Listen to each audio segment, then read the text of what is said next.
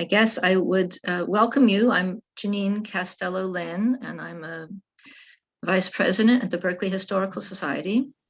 And I welcome you to tonight's panel on Berkeley's housing crisis, its history, and what we might do about it.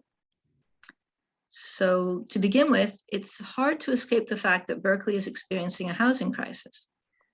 Nearly everyone knows someone, a child, a grandchild, parent, a colleague, who wants to live here, close to their roots, in a place they love, but who cannot find appropriate, affordable housing.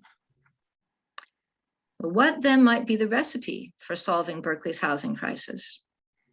Tonight's panel responds to increasing concern that market mechanisms alone cannot solve our housing problems, and that Berkeley and the Bay Area must explore other policy solutions to provide more housing options. So tonight we are fortunate to have with us three housing experts, and I say three because unfortunately Councilmember Kate Harrison is sick tonight. We wish her a speedy recovery. And in lieu of her presentation, the other three panelists will have a short discussion amongst themselves before they turn to Q&A.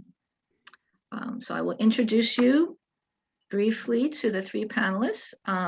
So this evening we will start with presentation from the former housing director of Berkeley's Rent Stabilization Program, Steve Barton.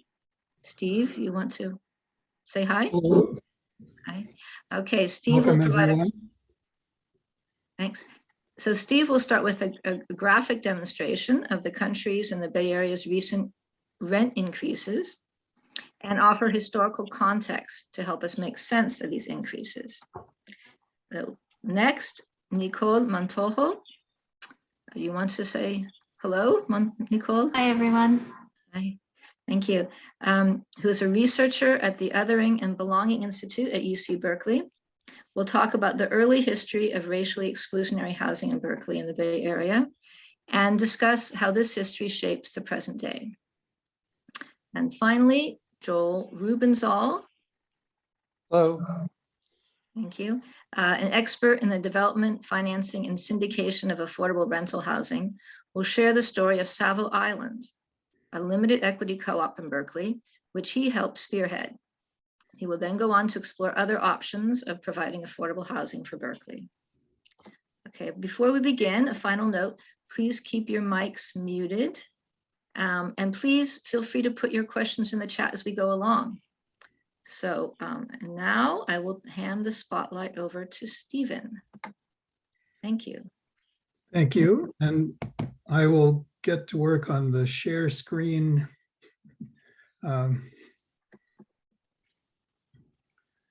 Okay.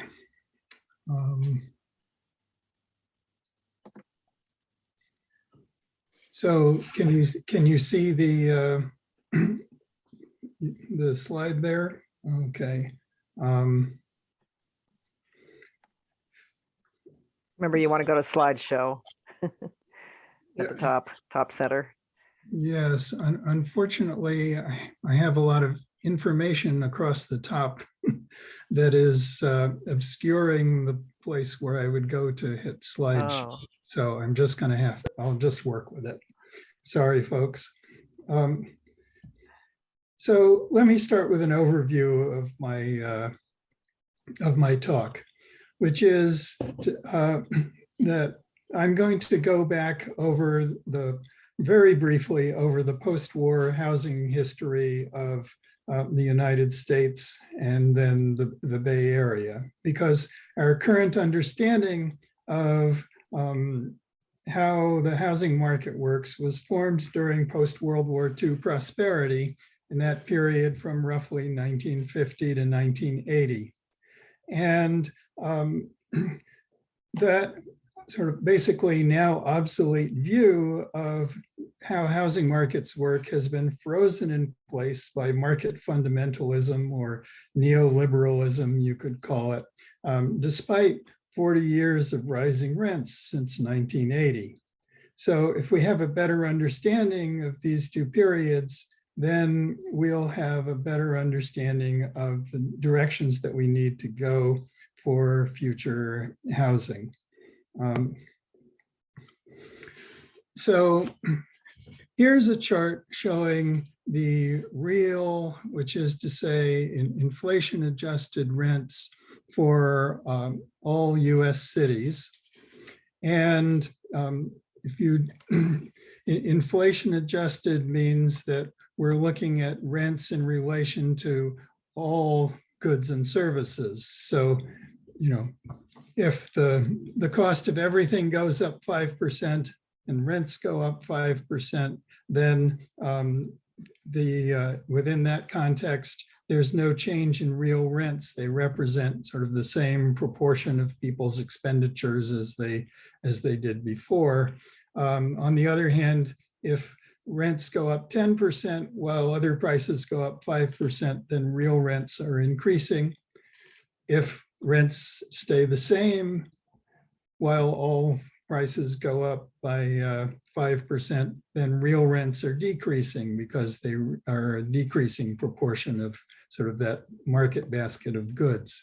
And the picture that you see here, broadly speaking, shows that in the United States, rents decreased from the mid-50s until right around 1980, and then began a long and somewhat erratic period of pretty much continuous increases in rents.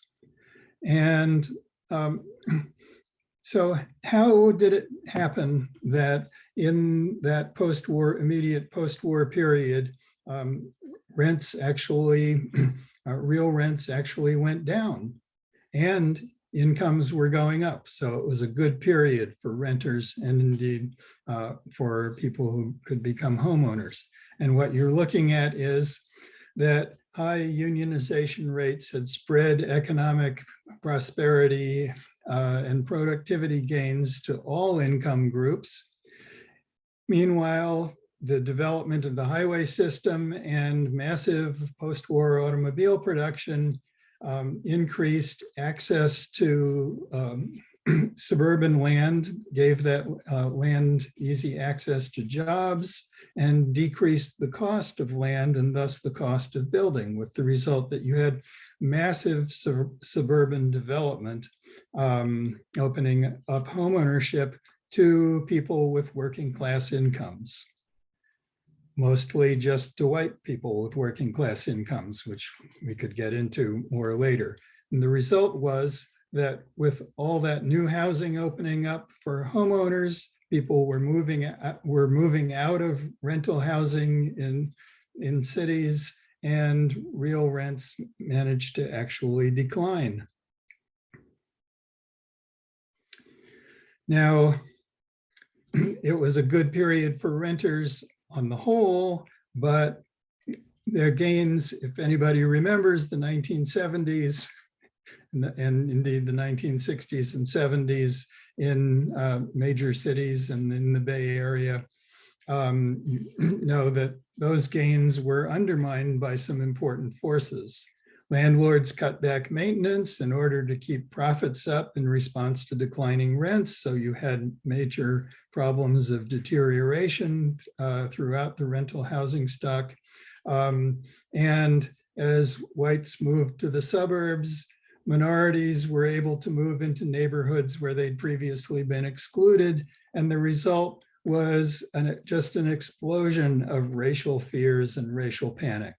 And government responded with redevelopment that targeted Black neighborhoods, and redlining accelerated rental housing deterioration and abandonment as landlords looked at the color of the people who were moving in and became sometimes justifiably afraid that banks would stop lending them the money that they needed to maintain and refurbish their rental housing, and thought that, well, maybe they better pull out as much money as they could. And so they would even stop maintenance and you would run buildings completely into the ground. So you had an abandonment problem, which I might add parenthetically was typically blamed on rent control, even though it was happening in cities all over the country, most of which did not have rent control. So What happened after 1980, though, is that we moved into a very different kind of economic period. The incomes for the top 20% continued to rise, but others were no longer benefiting from rising productivity. The unionization rate was going down, and you had a real recalcitrance against the idea of adequate incomes for ordinary people, frankly. Similarly, the large-scale development sites that were close to jobs in the city were increasingly developed. So the sites that were available were getting farther and farther on the outskirts of the area. And people, of course, wanted to live reasonably near their jobs, but infill development costs a lot of money. You have to acquire sites that already have buildings, clear the buildings. You have to build at higher densities in order for that to be economically viable. And building at higher densities is more expensive, requires construction workers with higher skills.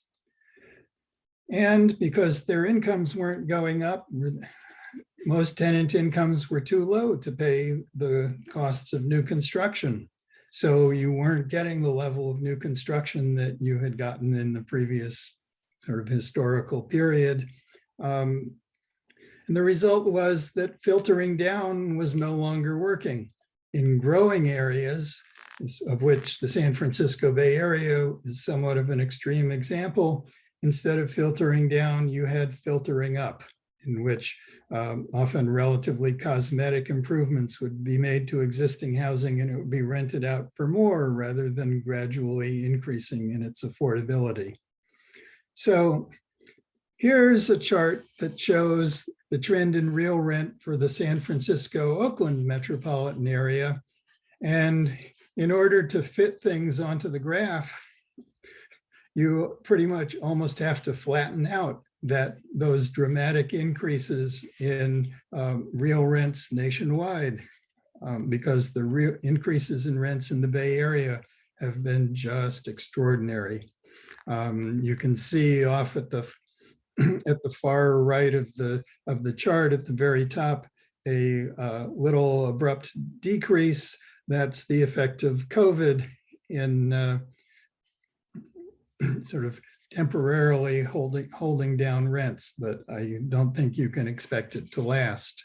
You can see an earlier peak back around 2002, 2003, which represents and peak and decline, which represents the effects of the dot-com bust, if you remember that. But as you can see, periods of decline get followed by even greater increases in rents. So the Bay Area is sort of ground zero for affordability crises. And why is this? Well, the San Francisco Bay Area has had major growth in high-paying technology jobs and in lower-paying service jobs. And it has supply constraints. One of that is important to pay attention to is just simple geography. If you look at a 50-mile commute radius from downtown San Francisco, 75% of the area within that 50-mile radius is water or steep slopes. So you have important geographical constraints. You also have restrictive zoning, which worsens those constraints, but is not the primary constraint. You have the high cost of infill development, and you have the fact that lower and median income jobs can't support the cost of that high cost infill construction. So we have a situation in which the market rate development that's taking place is helping meet demand for the people moving in to take high paying jobs, but it's not dealing with the growth in lower paying jobs. In fact, people with high paying jobs are pushing other lower paying people out. So what are the paths to a solution? Well, there's two paths, and they're not necessarily incompatible with each other. One is to make the market work, and the other is to make housing a human right. A realistic timeline for either path, I would have to say, is at least 30 years, if not longer, unfortunately. I mean, I've been working on affordable housing for 45 years now, and you can see it, and the situation has in many ways just gotten worse. But in the interim, it's absolutely essential to prevent displacement and protect tenants with rent control, because real solutions are going to take a real significant amount of time.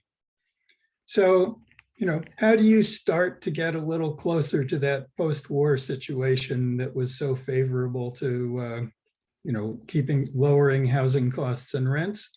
Well, one is you need to raise incomes quite broadly by enough to support a sustained and massive new construction program. That means you need a major incomes policy in the United States that would support returning union membership to something closer to 30% of the workforce, when it's now, I think, under 10%. You'd need to continue to minimize unemployment, raise the minimum wage substantially, maybe to something more like what it is in some parts of Switzerland, where it reaches $25 an hour. You need income supports and child assistance to eliminate poverty.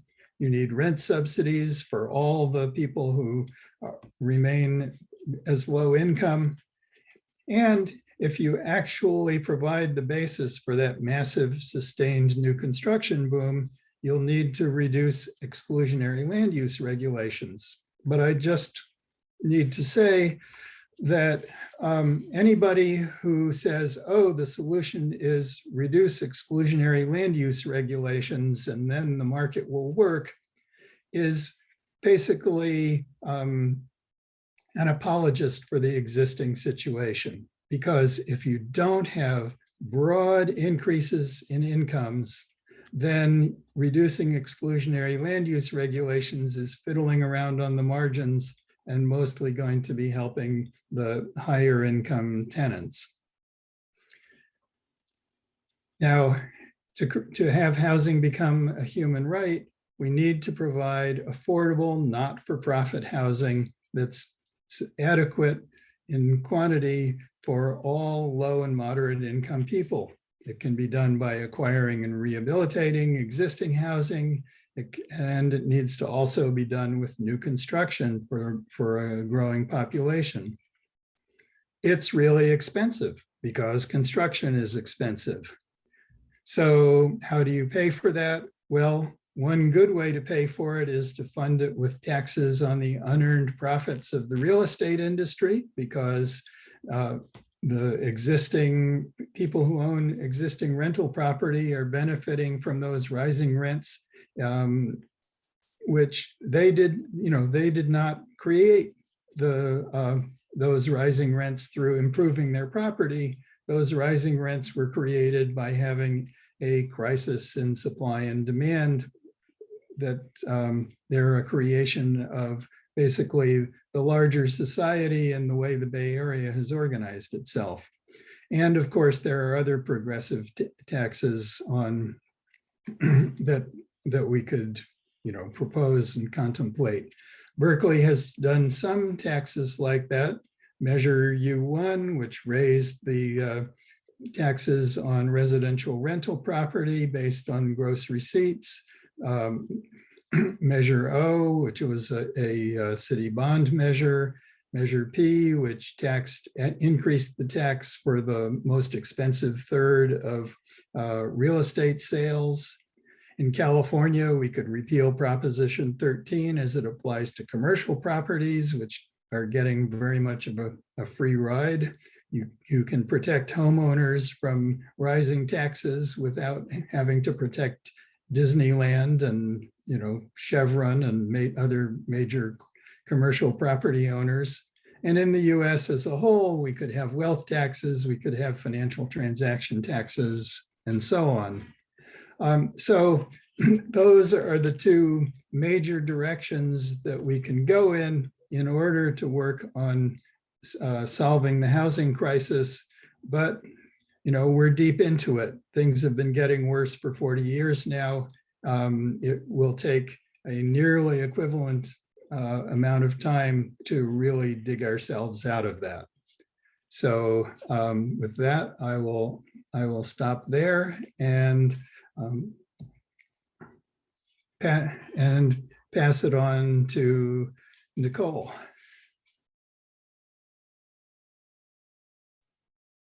Thanks, Stephen. All right, 1 second. Let me just figure out my screen. Okay. Hello, everyone. My name is Nicole Montejo. I'm a staff researcher at the Othering and Belonging Institute. Thank you for the opportunity to speak with you all today. Just by way of introduction, the Othering and Belonging Institute, or OBI, is a center for scholarship, research, and community partnerships and strategy at UC Berkeley. We have a significant portion of our work that focuses on housing, and my work in particular focuses on housing policy at multiple levels of government. And a lot of our work is done in partnership with community-based organizations. And for us, the question of how we get to housing justice has everything to do with history. Part of my work has been to understand the historical drivers of inequality, the tactics of exclusion, and how these were baked into our systems over time and how they continue to show up today. So I'm going to take us back a little bit further in time than Stephen's presentation, and by the end we'll get caught up to the period that he was presenting on. And I'm going to share about a report that we published a couple years ago called Roots, Race, and Place: The Origins of Racially Exclusionary Housing and Dispossession in the San Francisco Bay Area. And the question at the center of that report is, how does racism, exclusion, and dispossession get upheld?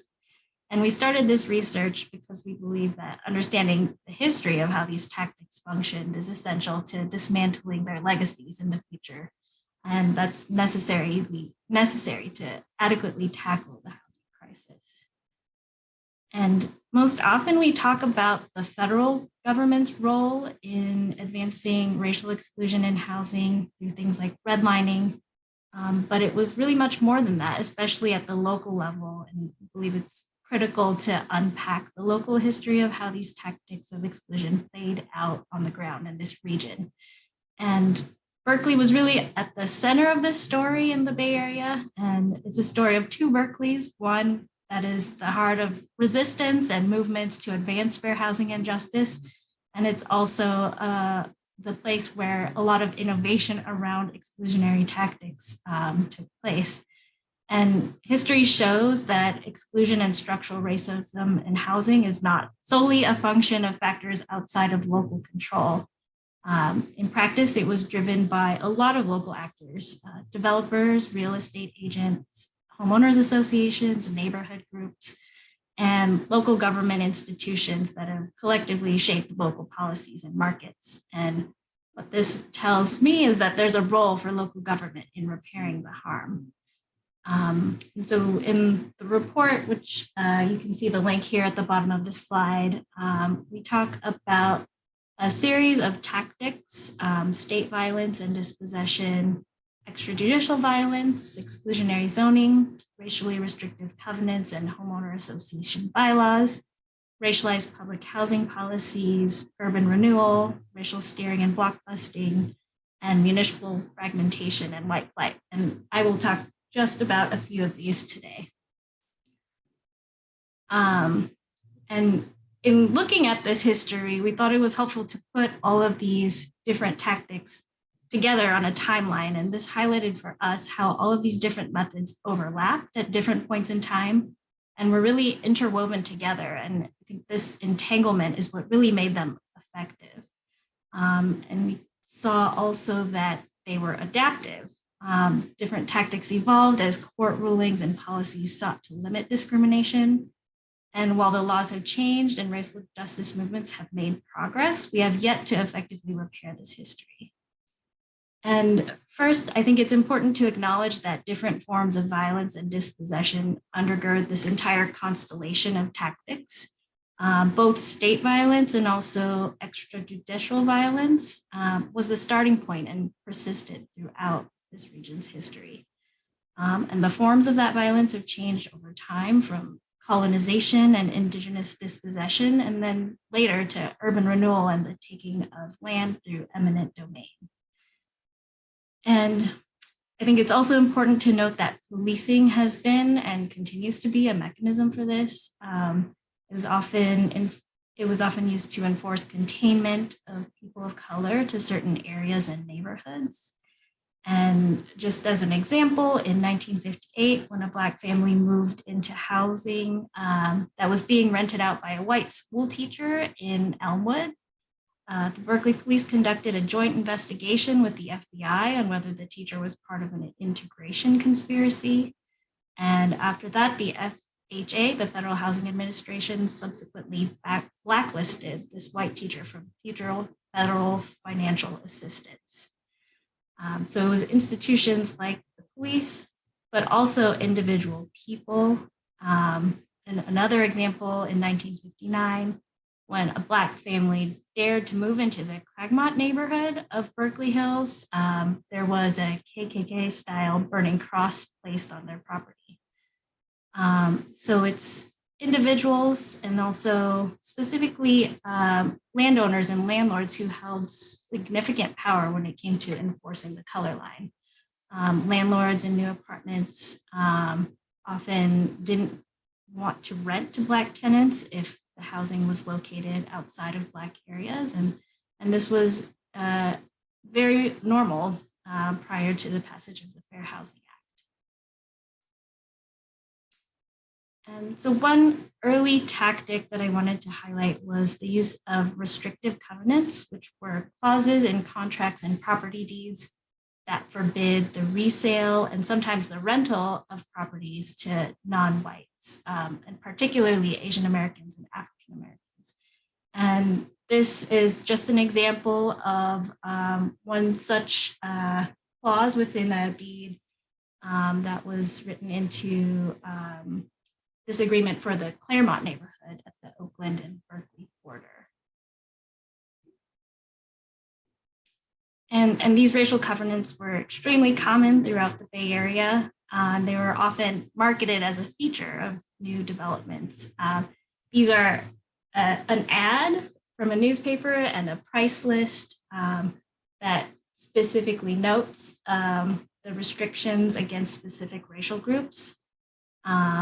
One for Rockridge and then one for Kensington.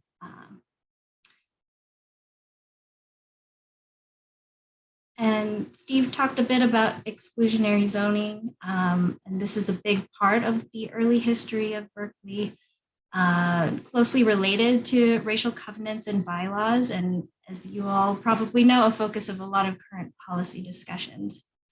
And just to give a brief definition, zoning delineates what land uses are legal and where these limits apply. And there have been attempts to segregate based on race using zoning ordinances in the Bay Area that date back to the 1890s, and that sort of racial zoning was determined illegal.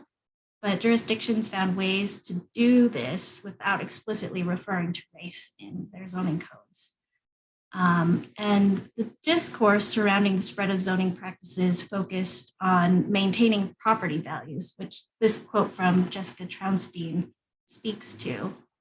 Almost universally, it was believed that the wrong sorts of people residing or even working in an area could negatively impact property values. And this translated into restrictions on multifamily apartments and uses that were associated with people of color, like Japanese and Chinese laundries, specifically in Berkeley, and then also things like a dance hall that was built for the Black community. And the zoning fights in Berkeley ultimately led to comprehensive zoning, which came about in tandem with the professionalization of the real estate industry as it sought to exert control and political power over the built environment. And so around the time that Berkeley passed its comprehensive zoning ordinance in 1916, this was around the same time that the National Association of Real Estate Boards was created and began lobbying for zoning in municipalities throughout the country.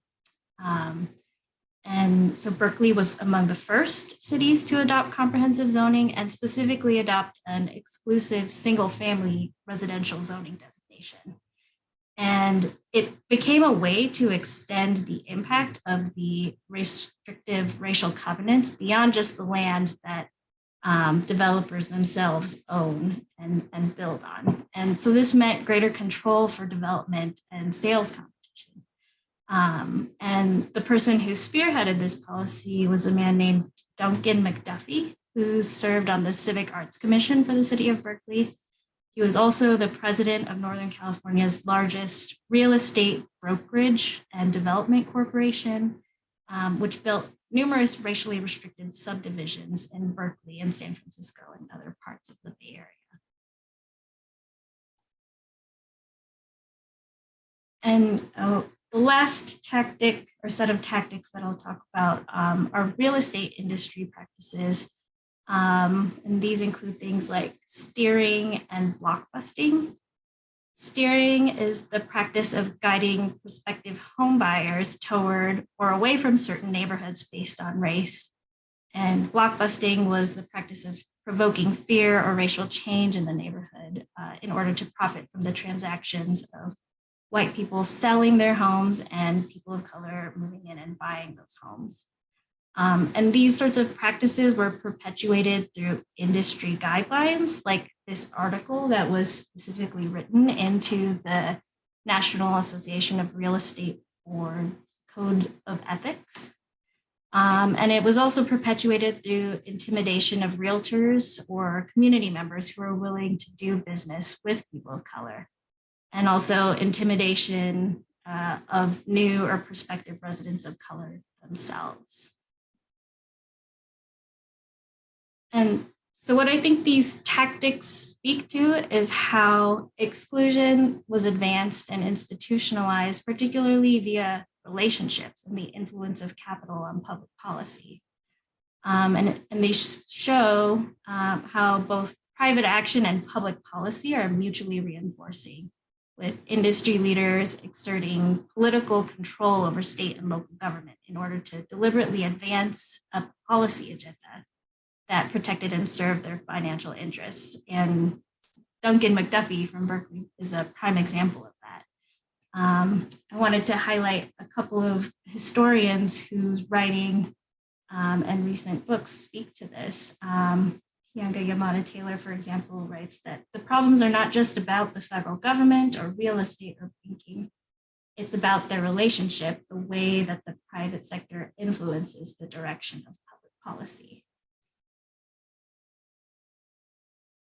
And Destin Jenkins says that while we might view the residential segregation as the domestic expression of racial capitalism of the 20th century, with government as the vehicle and capitalism in the driver's seat. And so these patterns of segregation are something that still persists today. And we see this as directly related to this early history, as well as the history that Stephen was talking about. This map is from a project at the Institute that sought to measure levels of segregation throughout the Bay Area, and zoomed into Berkeley. You can see the maroon areas are what was identified as areas of high segregation. And as I'm sure you all know Berkeley very well, what remains today in these maroon areas is primarily white segregation in North Berkeley. And so what we see in tandem with this persistent segregation and spatial inequality is racial disparities in access to opportunity, home ownership, and generational wealth. Also the disparate vulnerability to gentrification and displacement. And this is all amidst an ongoing resistance throughout the Bay Area to the creation of affordable housing, which has driven this growing shortfall of affordable housing options. So I want to end with this question of where we go from here, which I think can be reframed to say, what would it mean to make it right? What would it mean to make this history right? And I think one place that's important to start is placing racial equity at the center of policy decision-making processes and taking coordinated action around this goal of racial equity. There's some promising movement toward this that's happening at the regional level with efforts like the building out of the Bay Area Housing Finance Authority, which is taking a first step with centering equity by developing an equity framework to inform their programming and funding decisions moving forward. And I also think it's important to think about how we challenge the balance of power and who has a meaningful influence when it comes to decision making, and not just a seat at the table, but also rebalancing toward people who have been historically marginalized by housing systems, tenants and people who are unhoused, and interventions like rent control and just cause for eviction are critical to that. And also newer policies that are being pursued, like the Tenant Opportunity to Purchase Act or Community Opportunity to Purchase Act, which I know Councilmember Harrison was wanting to talk about today. And I think it's critical also to just think about how we transform the motivations driving what gets built and where through deeper public investment rather than relying solely on for-profit development. So in my work moving forward, I'm looking to consider how to place the voices of the most marginalized communities at the center of these discussions of who gets a say in what the Bay Area's vision of housing justice is and what the path is that we need to take to get there. And when asking what it would mean to make things right, I think a response must carefully consider what targeted strategies are needed to move differently situated groups of all people toward a universal goal of stable, dignified, and affordable housing for all. So I will stop there, and I will share this set of slides with you all. I included some links to other sources in case you're interested in digging into this history further. And we'll also share my email address in case you'd like to get in touch.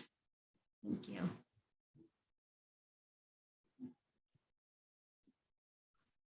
And I'll pass it to Joel. Okay. Thanks, Nicole. Thanks for the presentation, and Stephen as well. I'm going to talk about some of the actual on-the-ground activity that Berkeley has done beginning around 1972. But I want to start by saying that in South Berkeley, there was housing built by the Navy during World War II that we call Savo Island. And Savo Island was is an island in the South Pacific. And there was a battle around Savo Island. And for some reason, the Navy chose Savo Island as the name of the housing, the temporary housing that was built on, I think, 5 blocks in South Berkeley, bordered by Carlton, Martin Luther King, Adeline, and Russell Street. So if you can picture those areas. So beginning in 1972, I was living in that neighborhood and found out about an effort by the Berkeley Redevelopment Agency to replace and this is a picture, by the way, of the World War II housing that had already been, in a sense, abandoned by the Navy, because it was no longer being used as Navy housing. And some folks, and I had a very small hand in it, was trying to make this housing into housing for homeless people and low-income people, but ultimately it was demolished. And in the redevelopment agency of the City of Berkeley, it's a public agency controlled by the city, decided that they wanted to do a redevelopment area in that on those blocks. Although 2 of the blocks ended up being owned by the Berkeley School District, Those are the blocks between Ward and Carlton, Martin Luther King and Milvia. But the 3 other blocks between Milvia and Adeline were still potentially available. And the redevelopment agency, in order to get HUD money, the federal money to subsidize whatever was that the redevelopment agency wanted to do, which was, by the way, build high density housing for people who wanted to commute to San Francisco, because the Adeline corridor is the place where BART is undergrounded, and it's a short walk to the Ashby BART station.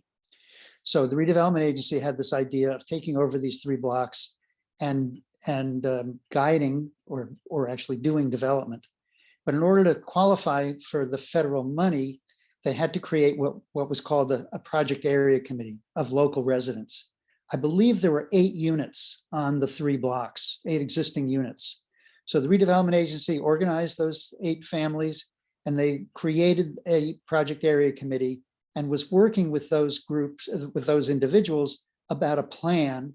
When others in the neighborhood found out about it, including me, and we started going to the project area committee meetings, and eventually, without very much effort really, convinced the 8 families that were there that we cared about the neighborhood, cared about what happened, and had expertise and energy to help do something good with those 3 blocks.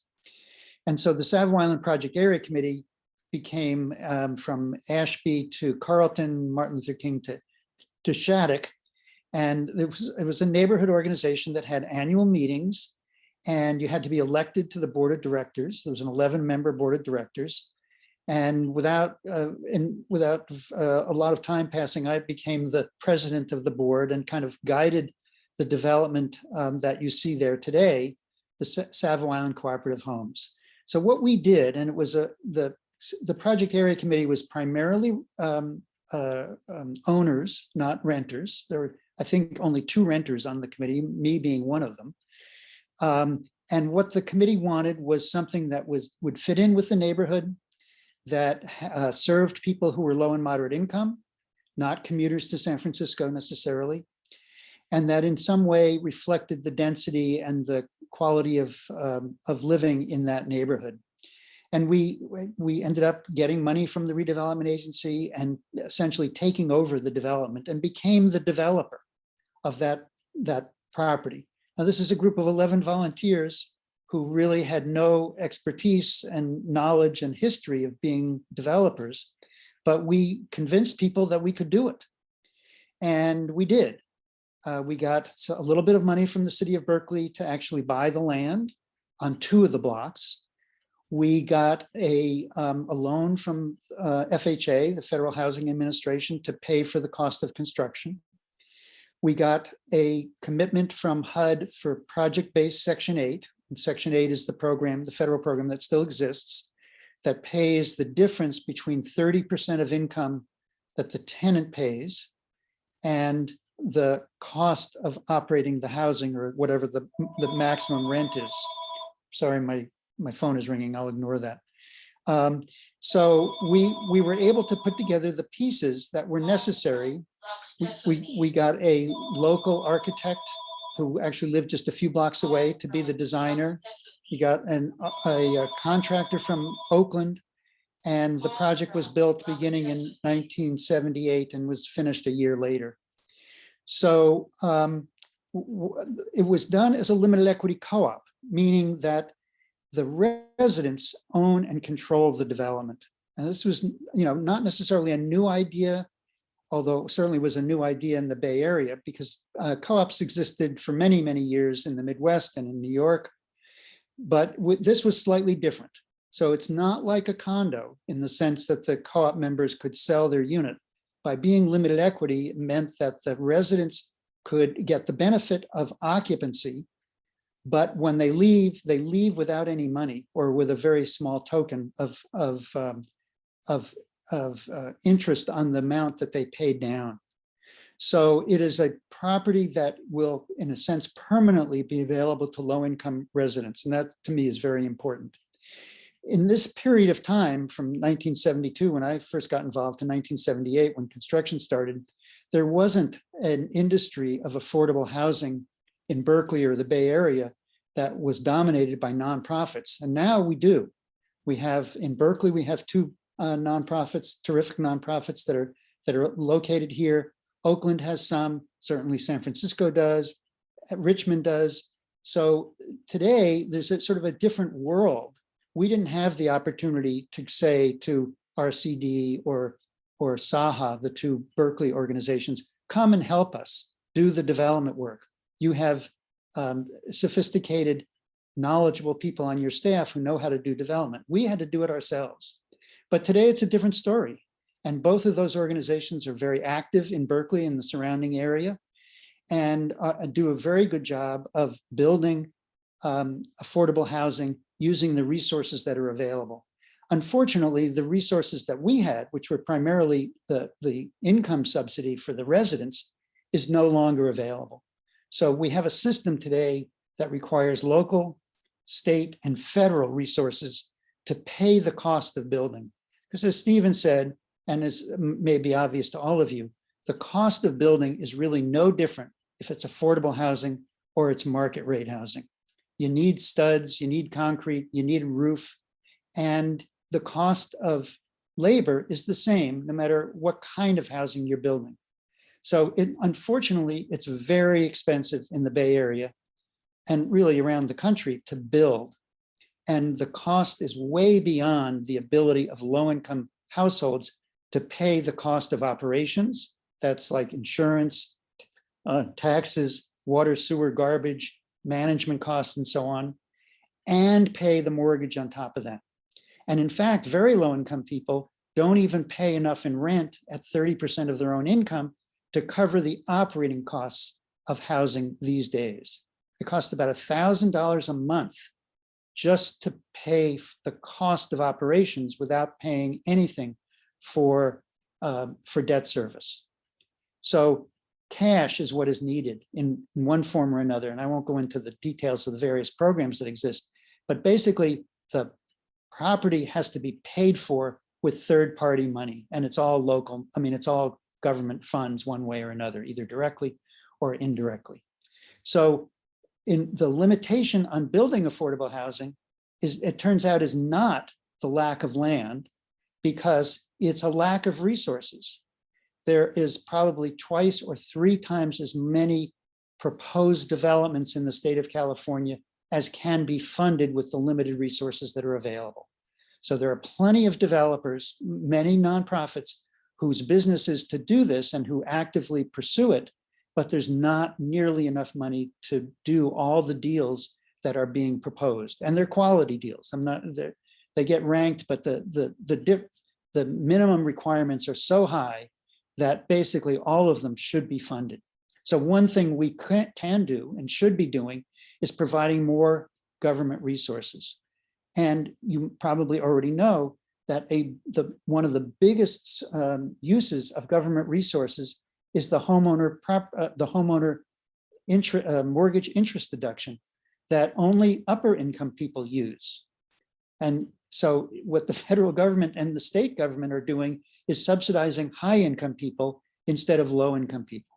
So one of the things that I've advocated for many, many years is that we should phase out that subsidy and take those resources and put them into building and maintaining affordable, low income affordable units. Now, in our situation, we wanted the residents to have control. These days, because the developers are professionals and can operate the properties as quality rental housing, where the tenants have the right to occupy without interruption, no arbitrary evictions. We didn't have that. So we provided for the residents to be in control. But the security that the residents at Savo Island have is basically the same security that renters have in developments that are designed and operated by quality nonprofits over time. So there are a couple of others. I'm going to switch gears a little bit and talk a little bit about what else we can do as a community and as a state to try to fix the problem. As Stephen said, it's going to take years and years and years to fix the problem. 99% of the housing that we're going to have next year exists already. Housing is these are pictures of Savo Island. Housing is something that lasts a long time. And unfortunately, under our system, we pay for it over and over and over again. In single family and ownership, we pay for it over and over again because we buy and eventually the family moves on or individuals sell. And so the next owner has to pay for it again and the next owner and so on. And that's true for multifamily as well. Private owners typically want to own their property for 5, 10, 15 years. They're going to get all the tax benefits that come with home ownership. They're going to pay down the mortgage somewhat. They're going to increase the rents and sell the property to make a capital gain and move on to do something else. And whether that something else is, they need money to put their kids through college or to help their kids buy homes or whatever else, that's the system we have in the And by having a transfer tax, which Berkeley now has and has had for quite a while, and having it, a step system, so it's the higher the tax for the higher the cost, it's a way of extracting some of that benefit and using it for public benefit. The other piece of it is land, as Stephen said, land goes up in value without the owner providing any improvements or any reason for the owner to get those benefits. Taxing land, vacant land heavily is a way of pushing owners of vacant land to make them available to do something productive for the society. And that will drive land values down because that's what we need. We need more land parcels being available, and we can use those then to build more, especially if we have the resources to do that. So you guys, I want to skip over to what Berkeley has done very recently, as you may have read in Berkeley side or other places about the Library Commons project that was just bought a few months ago by the City of Berkeley. So this is a situation where, and I would start by saying this is a scam. It's a complete scam. And I'm going to read you something from Forbes that describes why it's such a scam.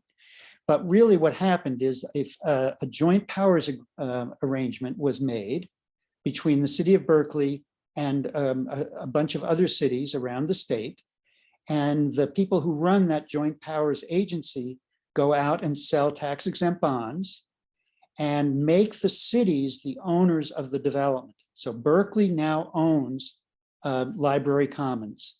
Why does it work?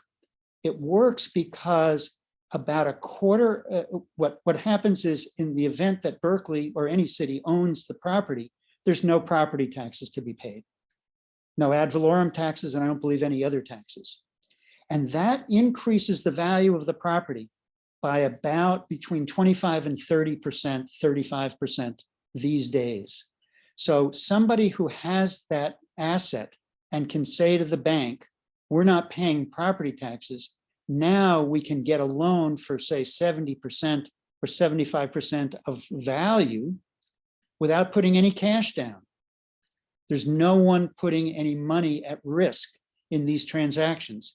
It's all because of the paper transaction of not paying property taxes. So unfortunately, the documents don't really require these developers to do anything really positive. They pledge to lower rents, but their target is to go after really high-end developments and still serve market rate people, not low-income people. So I'm going to read you something from Forbes that is just really enlightening. And I think that, and then I'll probably be done. So Catalyst has already reaped more than 25 million in upfront fees from his apartment deals. And over the 30 to 40 year lifespan of the bonds, he stands to make hundreds of millions more.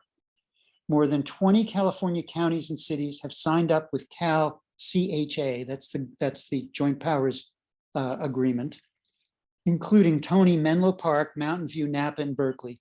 Moss plans to buy another dozen apartment complexes in 2022. When we connected the dots, we had an aha moment, says Moss, who recently hosted Forbes on a tour of one of his purchases, the 342 Serenity in Larkspur. For some reason I'm getting a difficulty here. With 2 saltwater swimming pools and a yoga studio, the key to success and scalability was government ownership. So he has no money at risk. The government is creating the value, taking the property taxes from the school district, from the state, from the county and the city, and using that equity to make the deal work. Now, it's a clever notion. We can do that. We could set up our own entity or use existing nonprofits to do the same thing and avoid that $25 million leaking out of the system and avoid the $100 million over the next 20 or 30 years that are going to leak out of the system and create more affordable housing. And really, given the fact that the housing that we have is the housing that we're going to have, it's almost, the cost and difficulty of building new is significant, that taking over existing housing and making it more affordable, particularly over the long run, is one of the major likely solutions to a significant problem that we have today. So I want to finish with just one other thought here, which is the idea of putting more money into the housing market by increasing incomes or providing rent subsidy for low-income residents is great when it doesn't drive rents up in the marketplace. So if there's really good rent control, you can give tenants subsidy so that they can afford the rents, and nothing bad will happen to the quote market. But if there's no rent control, then what's going to happen is the landlord is just going to have more people who can afford those higher rents and will just continue to raise rents. So it is a really difficult problem. We want people to be subsidized so that they can afford the rents, but we've got to make sure that the rents don't keep going up as a result of our subsidy. Okay, I'm happy to answer questions, and I think we're going to have a little dialogue among the three of us as well. Well, thank you, Joel, and thank you, Nicole. I want to say I believe the property you were talking about, Joel, is called Library Gardens rather than Library Commons. Oh, okay. Very minor in case someone wants to look it up on Berkeley side and other sources. But I totally agree with your caveats about what can happen if when tenant incomes go up, because incomes can go up quickly, and we can hope that they will, but incomes can be raised more quickly than you can build additional housing or acquire and rehab and make permanently affordable existing housing. So there's that disconnect, and as you say, without a real expansion of rent control in the Bay Area, there's real potential negative effects there. And Nicole, let me open it up to you as well in terms of biggest concern that you might have, or greatest interest in a direction that you might have with regard to development of affordable housing. That's a good question. Thanks, Steve. I really appreciated hearing the story of Savo Island, and I think there is a resurgence of work happening now around co-ops and community land trusts, and I think that's really promising. And it's a challenge to get that to scale, but I'm interested in thinking through the possibilities of social housing and what the role of regional governance is in making that more of a possibility. I think it's definitely an uphill battle. And I see someone asking the question of how do we bring housers back to the housing debate and bring back this conversation around affordable public housing that's not driven by the market. And I think that conversation is is gaining a lot of momentum these days. And Steve, I'm sure you could speak more to that too, since you are also doing work in that space. Yeah. Well, I share your interest in sort of strengthening co-ops and land trusts. I think, and as some people know, I'm on the board of a group called the Bay Area Community Land Trust. So I think that it's valuable to have small d local democratic institutions. At the same time, it's more a matter of creating a component of the larger affordable housing movement, because at present, the Bay Area has about 60,000 units of the housing that are owned by nonprofit housing developers, and it has about 600 units that are owned by land trusts. I see a question popped up as to, could I define a community land trust? So let me just quickly do that, and also encourage people to start putting up questions, because we really don't want to just have a conversation among ourselves. We want to hopefully be able to have a conversation and be enlightening about the things that those of you who took your time to tune in are most interested in.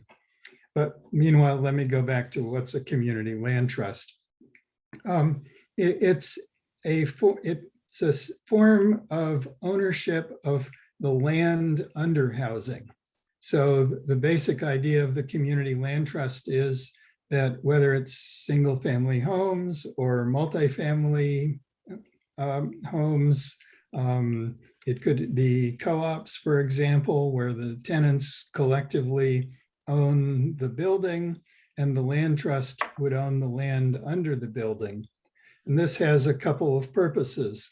One is that it's an additional layer of insurance that the housing will remain permanently affordable, because it means that the tenants can't decide that they want to cash in on the market value of a limited equity co-op and put aside the limits. It means that because the land trust will own the land and have some say over who could buy the building. It also means that there's an entity there that can provide ongoing support to co-ops, because co-ops go up and down. Leadership changes. New leaders may have less skills and experience than older leaders. You need people who can help provide education and guidance about, well, how do we go about finding the best contractor to replace our roof when it's time to fix it up, for example, and best practices like setting aside money for future repairs. So I think that potentially the model of a land trust with co-ops and also a land trust can help maintain affordability for affordable single family homes, which nonprofit housing developers are not usually set up to do. I think the land trust potentially has an important role in certain circumstances. But as Joel mentioned, the Bay Area now has a thriving nonprofit housing development community of organizations like Resources for Community Development, RCD, and Satellite Affordable Housing Associates, SAHA. And these organizations currently each own at least a couple thousand affordable rental units. So there's a lot of capacity there. And at the moment, the land trusts are struggling to get off the ground. So I see that some questions have come in, which Yeah, let me see. Someone posted the websites for RCD, Resources for Community Development, and SAHA. Thank you for doing that. And Steve, and I think there was another comment here that kind of goes to the issue of, I think it's SB 9 and SB 10. I don't know if we want to get into that.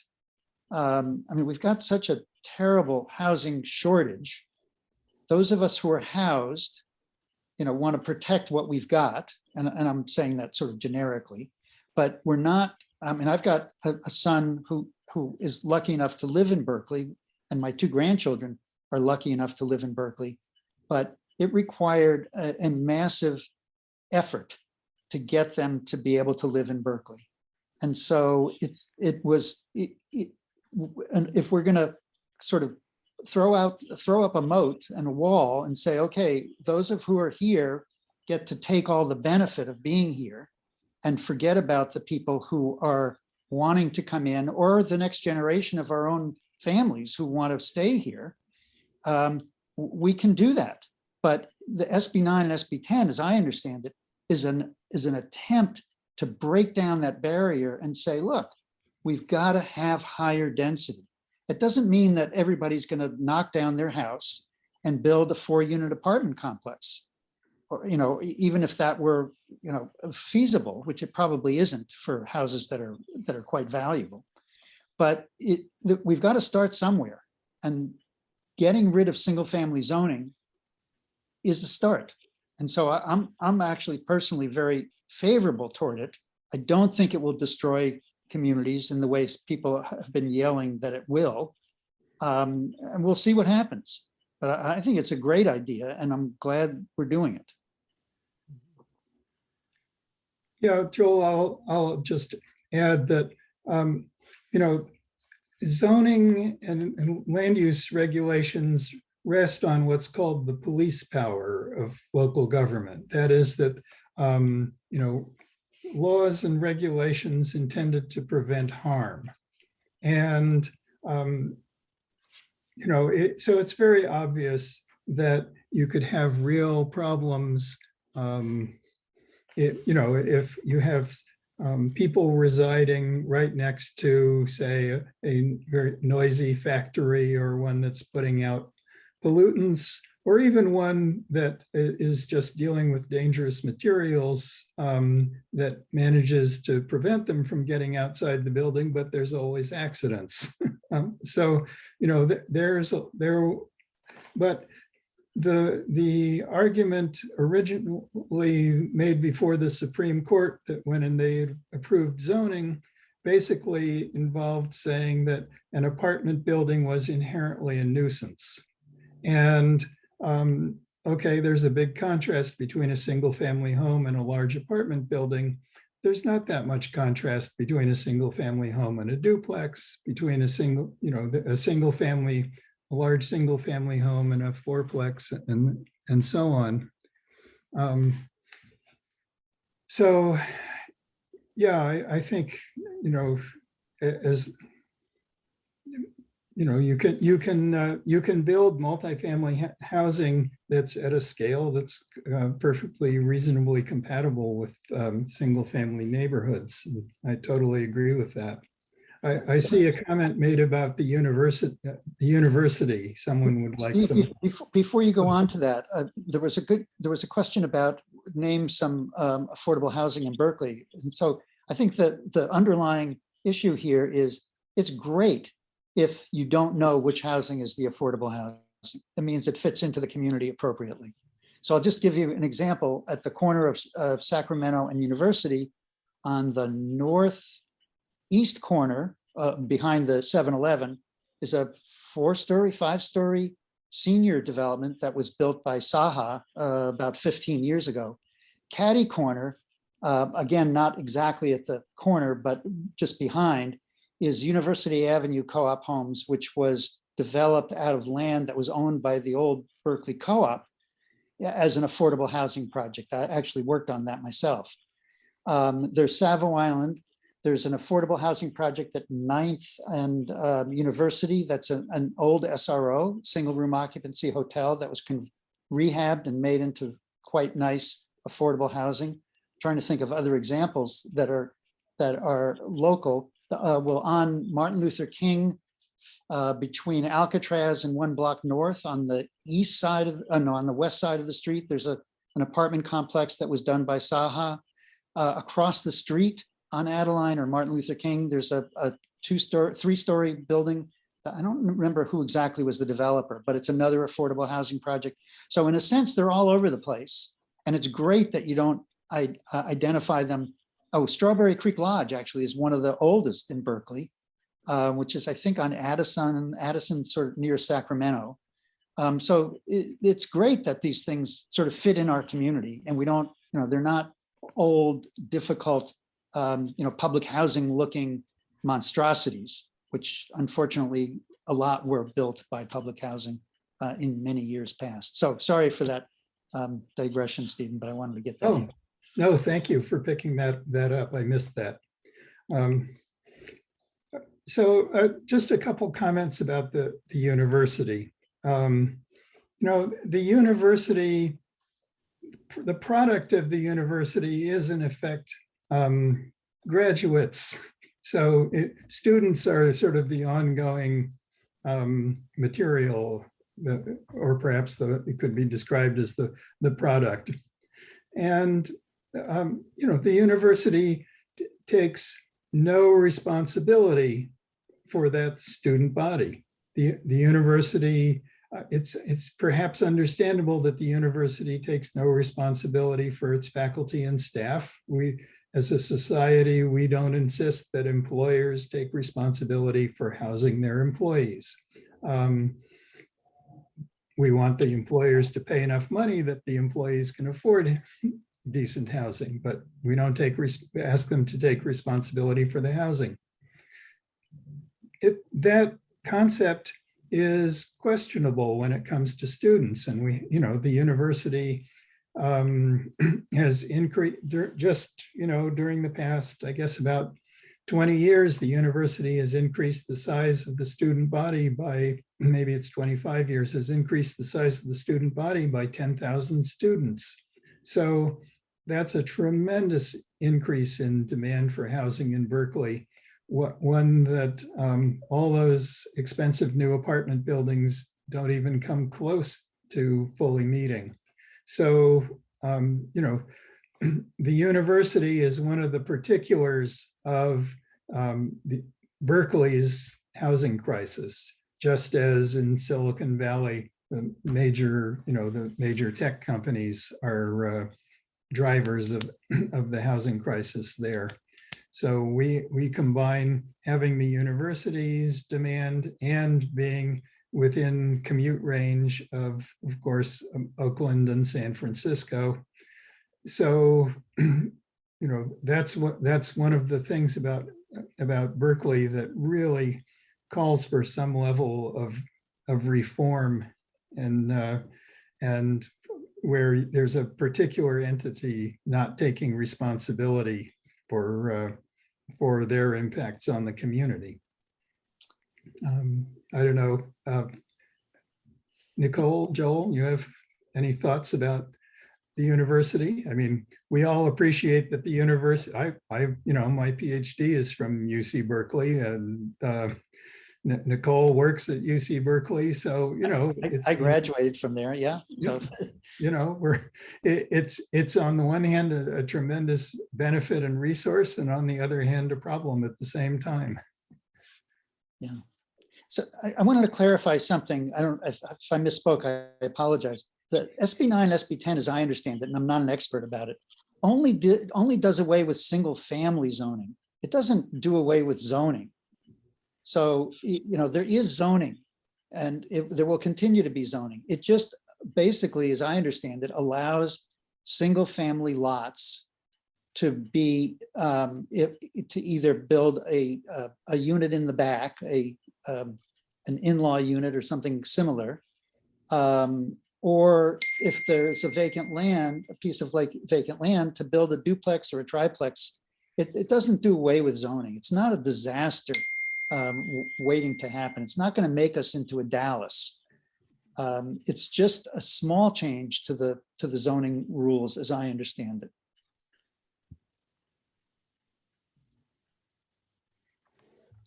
Yep. So I think we were getting a time check. I think we have time for a couple more questions. There was one, what's going on with the city-owned former Premier Crew building on University Avenue? Oh, Does anybody know? sure. I haven't been keeping up with it. I know that the city bought it as sort of a potential future resource, but what they're planning to use it for, and indeed, if they even have any definite plans for it at this point, I don't know. I think eventually part of the idea was to establish new new council chambers. It might have been part of the idea, since the city had to vacate the old city hall, which is, since we're the Berkeley Historical Society, or some of us are, just to remind everyone that old city hall is, of course, a major historic building that desperately needs a significant amount of money to preserve. Okay, so the questioner responds that there was talk about using the Premier Crew site for housing. So I guess we're not sure. Yes, there was talk about that, but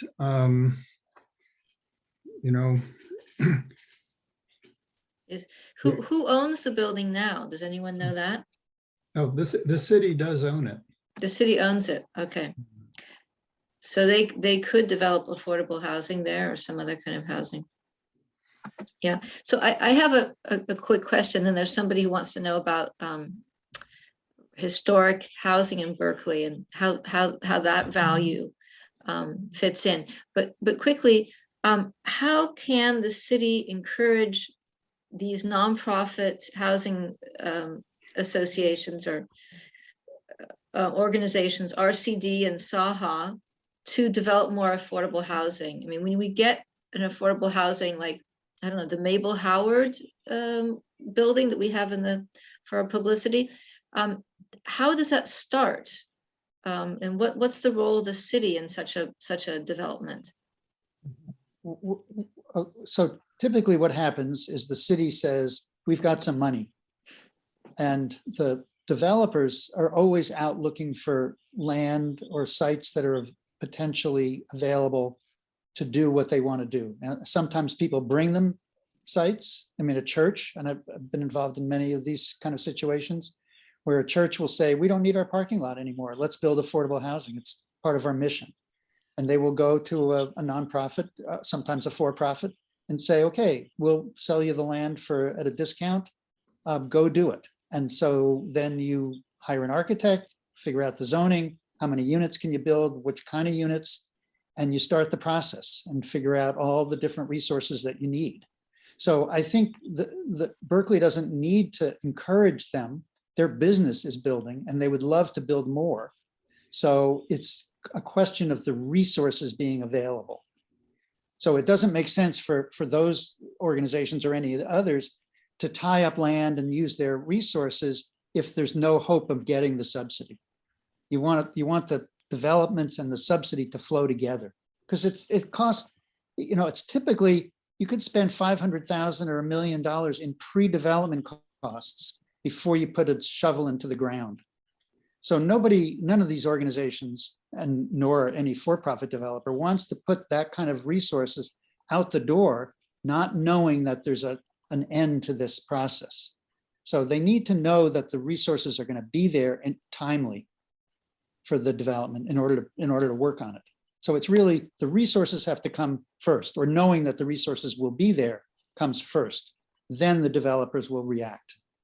And as I said, there's 2 or 3 times as many developments in the state as there is, available and ready to go, as there is money to fund them. So So with the, somebody raised the issue of historic, which actually I thought was a very good question, is there is a tie-in between historic preservation and affordable housing. So if there's a historic building, and I've worked on a few, where you're trying to build affordable housing, there's a way of getting additional money to make that feasible. Now, that's not the same as saying, oh, Berkeley has wonderful ground shingle houses, so we want to preserve them.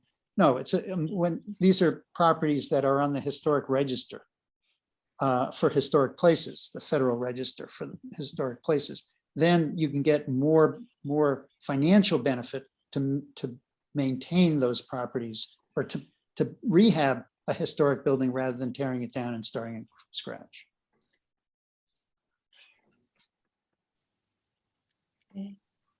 Yes, I will second what Joel says. I think that, the most important thing that the City of Berkeley can do to help create more affordable housing, both with the existing very successful nonprofit developers and also in expanding sort of acquisition and rehabilitation of existing housing, is quite simply come up with more money that's dedicated, whose use is dedicated to affordable housing.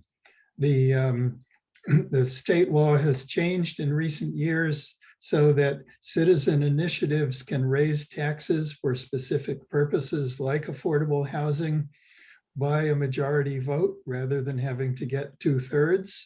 That's a very important change, because I think the citizens of Berkeley are people, the majority of whom are likely to support targeted tax increases on, for example, the profits of the real estate industry in order to mitigate some of the harm that's being done by the ways in which they gain those profits, which is, raising rents to very high levels and then selling the buildings for even higher prices based on the higher rents.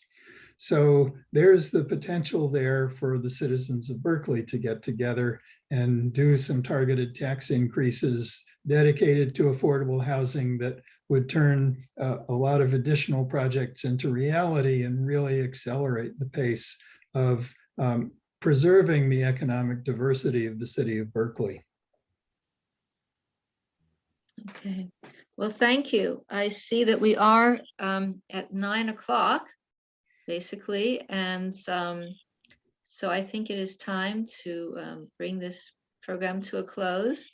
Thank you very much, all three panelists, for sharing your expertise with us. And I know that it's complicated. I feel that it's housing has a lot of regulations and a lot of different moving parts, and it's hard to comprehend. So this is just a beginning. Maybe we'll have another program on the other side, the market, what's going on in the market rates, which is obviously we see all around us all the time.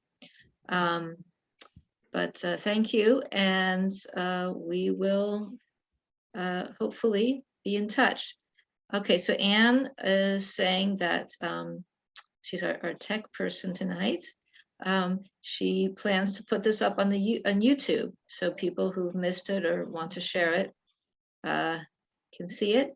And she is reminding you, if you're not, become a member of the Berkeley Historical Society. You can go to our website and join.